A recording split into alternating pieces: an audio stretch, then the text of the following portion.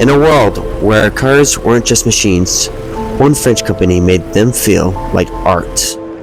This is a story of risk, revolution, and re-innovation. This is Citroën.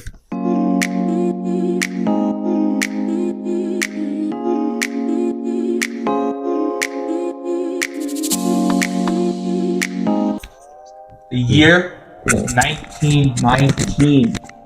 The most tragic, horrific world event had just happened for the 5 years.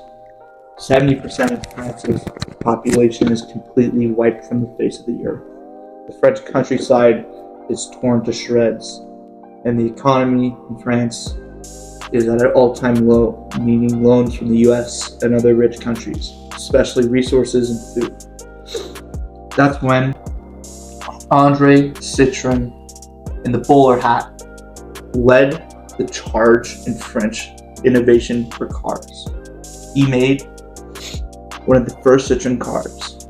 He was an engineer with a vision, and he knew that Europe needed rebuilding. So he produced a vehicle inspired by Henry Ford. He used the production line from Henry Ford in America to use his cars, build his cars. He wanted to bring the cars to people fast, affordable, and reliable. And so in the 1920s, he launched his first car. You have to realize at that time, women's suffrage movement, women are getting their rights, society is starting to decline. Vote! Until then, not a woman here could vote no matter what age, but the 19th Amendment struck down that restrictive rule. Why they gonna do that? I didn't think chicks liked to vote. Yeah!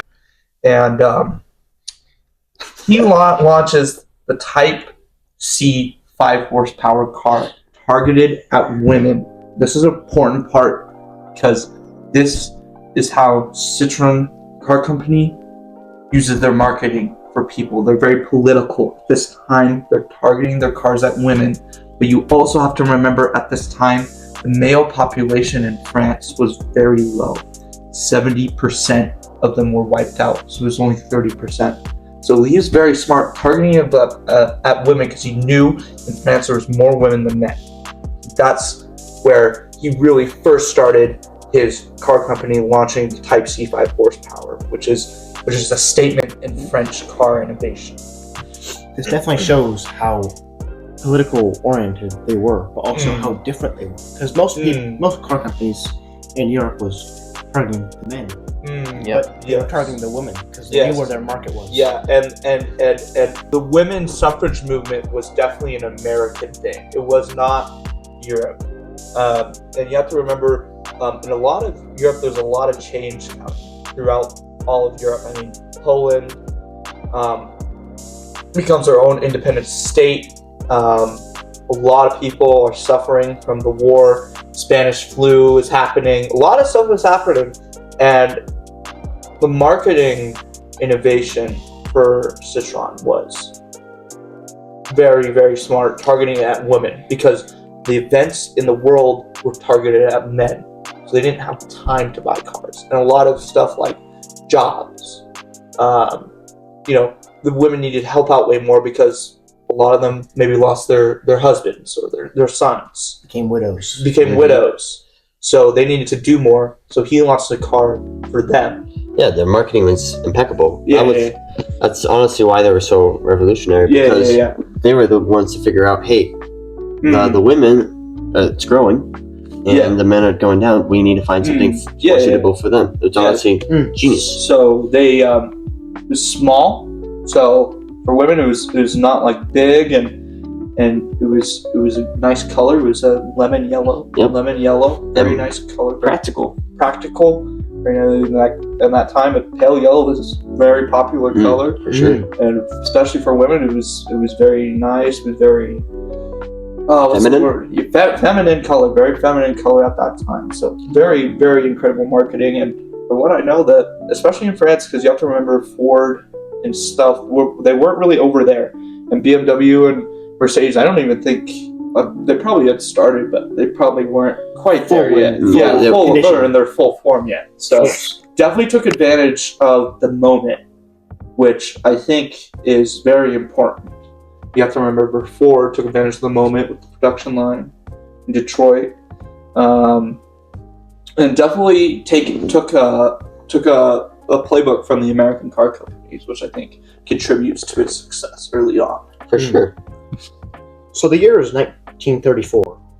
Most car companies are still clung to rear-wheel drive and body-on chassis.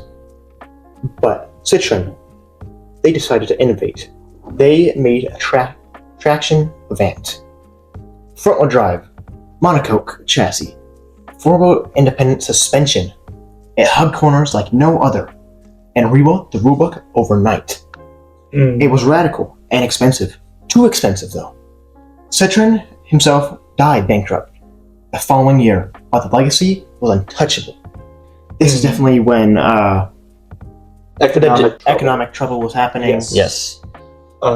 Which was kind of weird though, because why would they try to change something when the money was not showing in? Well, you have to remember Europe's kind of getting back on their feet, and you always have to make something new. In the 1920s, innovation-wise. Innovation, and that's what they were known for, is always coming up with something new. And you have to take into account Germany, because Germany, for the longest while, was the superpower in Europe, in the world. For sure. Economically, and they're really down in the pits right now until, obviously, Adolf Hitler comes and changes it, and I think that's kind of what killed the car company, just because money was tight at those times, so for sure no one could afford to buy an expensive car. Yeah, so dark. I mean, those are dark times as well, and so that's why it was just a struggle for everyone, of course, as it should have been. In 1948, it was known as the peasant's Porsche because in post-war France, people didn't need fancy cars. Yeah, they needed function. So the 2CV was made.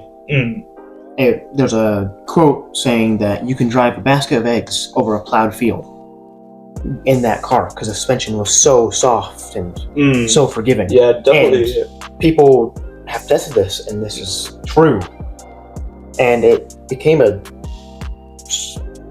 symbol of freedom. And for the French people. Yeah, and you have to realize the French people were oppressed for a really long time. So definitely, this was another innovation in suspension, which is definitely a huge part of cars today. Yeah, is very, very important.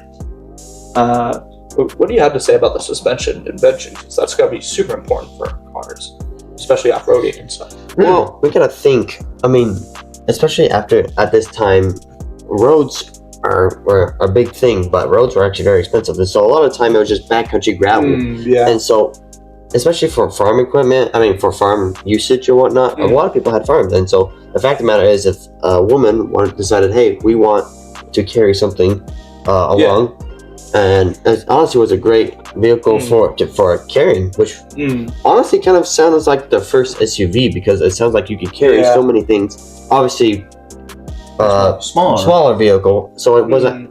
It didn't have like the capacity of an SUV, but the actual practicality wise of the smoothest going over something is definitely was definitely more of a farmer's vehicle. I would think. Yeah.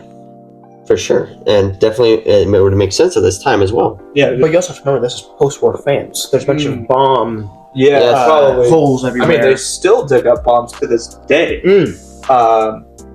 But you have to remember, food was a huge issue. Even in Britain, you look for even until the 50s. I mean, talking to my grandpa, he remembers rationing, and he was born in the late 50s. So food was a huge issue in Europe because of the war, and this was an innovation to help economic and agricultural prosperity. Yes, they had to redesign the whole suspension to fit the countryside. And was definitely not cheap also, and definitely was something that they had to look into for sure without blowing the budget. Very, very impressive. Even to this day, I mean, suspension. changes the game. Absolutely. Everywhere you go, it's suspension. No matter what, depending on what you're doing, especially in life nowadays, a lot of people have the cities, but other people like farmers to this day need a nice suspension, which is why a lot of farmers use trucks, because trucks are usually good every day on and off road suspension. So now we're going to 1955. Then came a car that looked like it fell from the future, the Citroën DS, or as the French pronounced it, La Diaz, the goddess. Hydroplaning, self-leveling suspension, power steering, front disc brakes in 1955. Where there's a flying car and it like blows up. Oh yeah. Yeah, I know. It reminded me because definitely front disc brakes and power steering. Power steering is huge because if you don't have power steering is an issue. It's hard without power steering. So definitely, yeah. But then also the front disc brakes, everyone was using drums, which generate a lot more heat usually. Yeah. And create more lockup. But the front brakes are easier to control and less costly. Yeah, cost effective for sure. And the car actually saved a president's life from getting assassinated, which, I mean, that's pretty huge for the engineering department. I mean, saving a political person from not being shot. Definitely shows how political oriented, I guess, the car was. For a president to buy it and trust the car. Yeah. Well, when it debuted, 80,000 orders were in 10 days. You know how crazy that is? Again, going back to marketing, I mean, there was no internet, so everything was done through catalogs, so that means probably hadn't reached the US quite yet. So that's probably European alone. So 80,000 orders is huge in 10 days. For sure. I mean, it was literally revolutionary on wheels. Yeah. So now we go to 1970s, the crash. But innovation isn't always profitable. By the 70s, Citroën was drowning in debt. The oil crisis didn't help, neither did a failed rotary engine project with Maserati. This dream was beautiful, but bleeding cash. In 1976, Citroën was absorbed by... What do you think that name is? Peugeot, right? Am I right? What is it actually? Peugeot. Oh, okay. I was close. You're close. I was close. Close. The wild child of motoring had to grow up fast. So, you remember, this is close to the space race, and global tension is still at a high time. High. Global tension is at a high. The space race has happened. I think at this time it was more like the government's running out of money to spend. So it affects everyone else. And that's the hardest part. And I think that's what ultimately led to the crash. As we said before, very politically oriented car. We can see how world events definitely affect this company throughout its timeline. And another oil crisis and failed engine project with Maserati. That must have cost a lot of money. A lot of lost money. How much they were putting into it. Yeah. And I mean, and then it was absorbed by Peugeot, which I'm pretty sure is the most... I don't know, what kind of cars does Peugeot even make? They make many cars. Yeah. Plenty of cars. We could go through them, but honestly, eventually we'll go through them. Not another video for another time. Yes, agreed. But in all seriousness, though, they honestly did make some very beautiful cars. Not the fact that they're beautiful looking, but beautiful in revolutionary aspect. Very much. Yeah, I think they've definitely designed this car more for the drive than for the looks, if that makes sense. Absolutely. Yeah. So now the modern era. Yeah, Citroën didn't die. It evolved. The DS line came back in the 2000s with a premium twist. The elegant DS3. The futuristic AMI EV. Citroën never tried to be like everyone else. And today, they're still not. They're electric and unmistakably French. You can definitely tell that. And they're daring to be different, which is great in this new world. Yeah, of course. Definitely take a page out of Japanese books, definitely getting concepts from other car companies and using them. Of course, but I feel like no one can be no one is perfect, but no one can do it by themselves. They always have to have they always have to have somewhere where they've gotten something. I feel like. Yeah, I think it's definitely culture. It's a cultural car. They try to keep culture into it from how they started to how they modern culture. I mean, we can see 1920s for women, and then 1940s for farmers, and then now it's EV as the EU is persistent in making electric cars for everyone. Yep. I mean, and as time moves forward, only time can tell when or what will happen. Maybe we'll stick to gas, maybe we'll go to EV, only time will tell. But what we can tell is right now everyone's trying to look for something for electric vehicles. So that's why they're trying to go with the new car, which is the I don't even know which one it's called. Is it called the DS3? Yeah. So the Elga DS3, the AMI EV. Yeah. Which hopefully will improve over time and maybe get some further longer miles and help maybe Tesla, which is great over here in America, show them a thing or two, and maybe they can get them better. I mean, only time can tell. But what we can totally say about this car brand is that we should just thank them for giving us so much innovation throughout the years. Yeah. You know, in all seriousness. So. What are you thinking? Yeah, I think definitely you can give the suspension award to this car brand. They have a lot to do with suspension innovation, and I'm pretty sure 2025 hydraulic cushioning is improved riding quality and pothole resistant in new EVs, which is huge. Oh yeah, definitely.